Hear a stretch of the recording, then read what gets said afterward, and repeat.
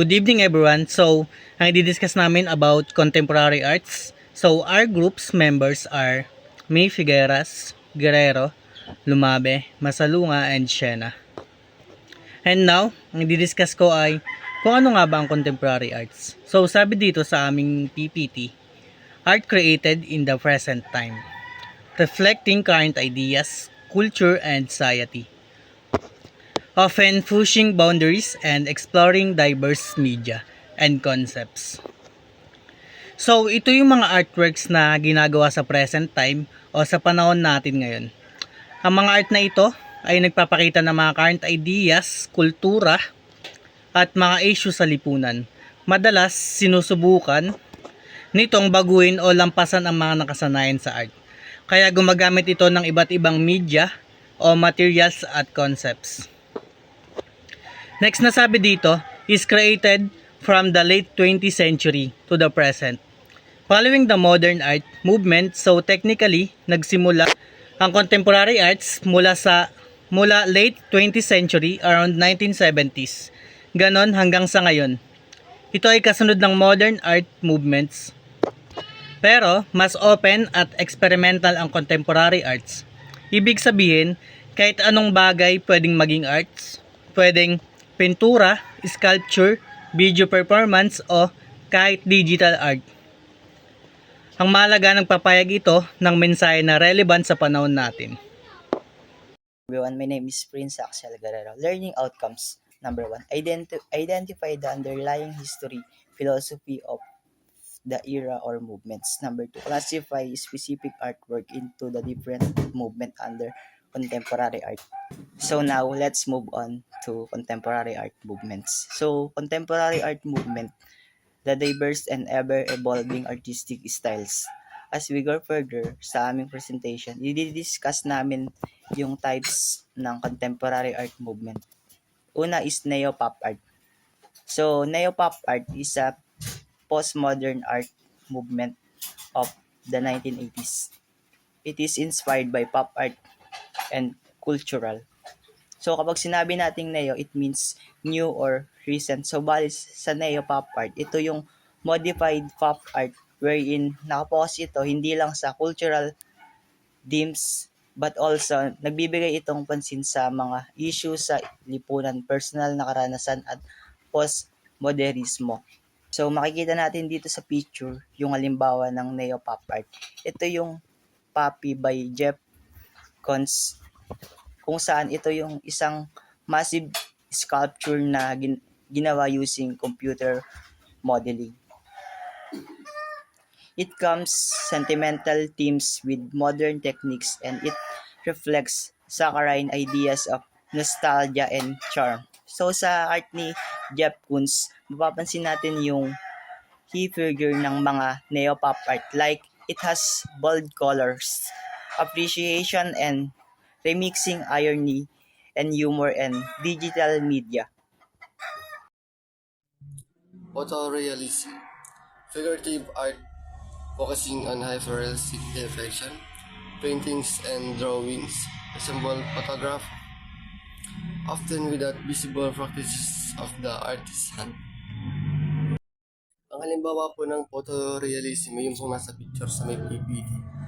Ang photorealism po ay halimbawa ng parang totoong picture, pero may malalim po itong dahilan. Conceptualism, emphasize idea and concept over the physical artwork. Critics and instructions like museums and galleries from commercializing art.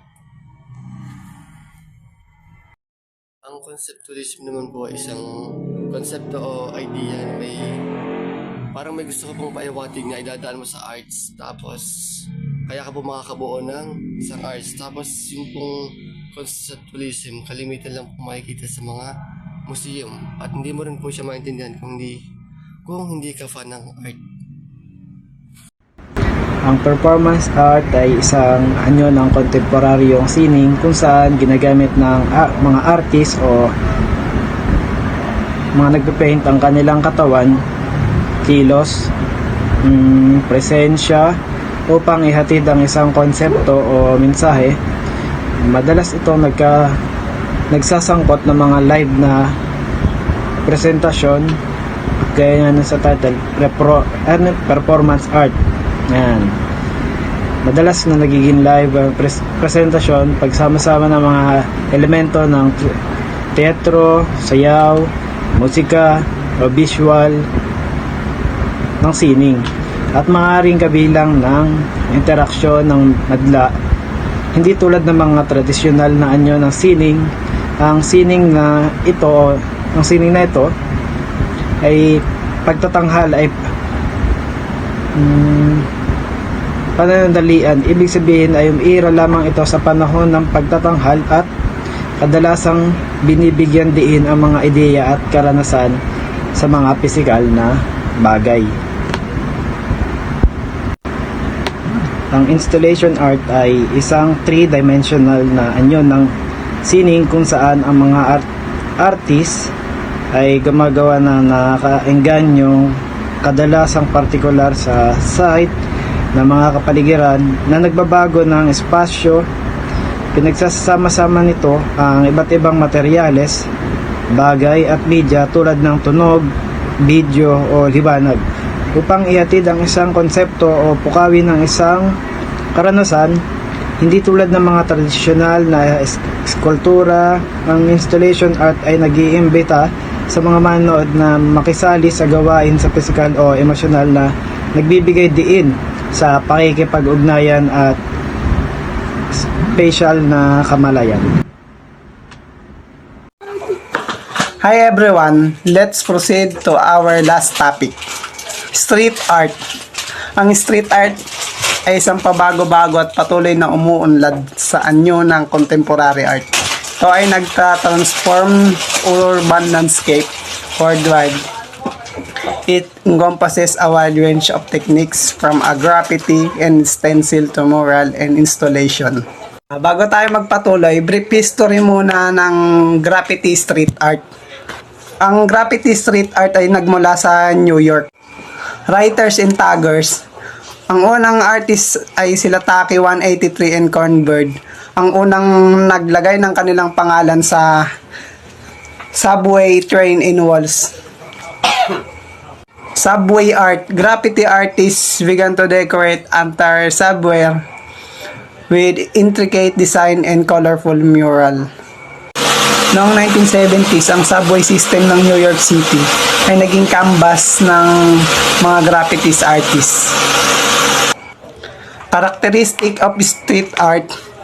Number 1, public space as canvas. Kadalasang ginagamit ng street artists ang mga public spaces tulad ng walls, buildings, and transportation system. Number 2, ephemeral nature. Karamihan sa mga street artwork ay temporary, subject to weather, vandalism, or removal by authority. Ibig sabihin, yung ephemeral nature ay mga temporaring art lang. That is mean to experience in the moment and then disappear or change. The term ephemeral refers to art that is meant to be temporary and intended to be savor while it lasts. Pangatlo naman, social and political commentary. Pwede rin gamitin ng street art to express social and political message, challenge authority, and raise awareness patungkol sa important issues. Pang-apat ay diverse style. Street art encompasses a wide range of style, from abstract and geometric to figurative and narrative. Ang ibig sabihin po ng diverse style ay yung mga artists na gumagamit ng techniques sa pamamagitan ng spray paint, graffiti, stencil art, and weight pasting. Sunod naman po ay community engagement. Street art can foster community engagement and revitalize urban spaces. Ibig sabihin naman po ng community engagement ay, for example, yung art na nagpapakilala sa isang lugar o yung art na sumisimbolo sa isang lugar. Kung ano dito sa Marikina, yung bilog-bilog na may nakalagay na Marikina art. Malalaman mo na nasa Marikina ka na kapag nakita mo na yung art na yon. Next is famous street artists. The first one is Bansky, a mysterious British street artist known for his satirical and often political charged work. Isa sa mga gawa ni Bansky, ang Girl with Balloon in UK 2002. The second famous street artist is Jean-Michel Basquiat, a neon expressionist artist who combined graffiti with abstract expressionism. One of his work, Bird on Money in 1981. The third one is Shepard Fairey, an American street artist known for his iconic Hope poster featuring Barack Obama 2008 campaign.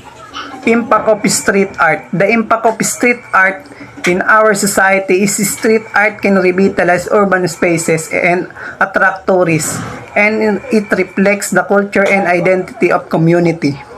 In conclusion, street art continues to evolve, pushing the boundaries of artistic expression and shaping the urban landscape.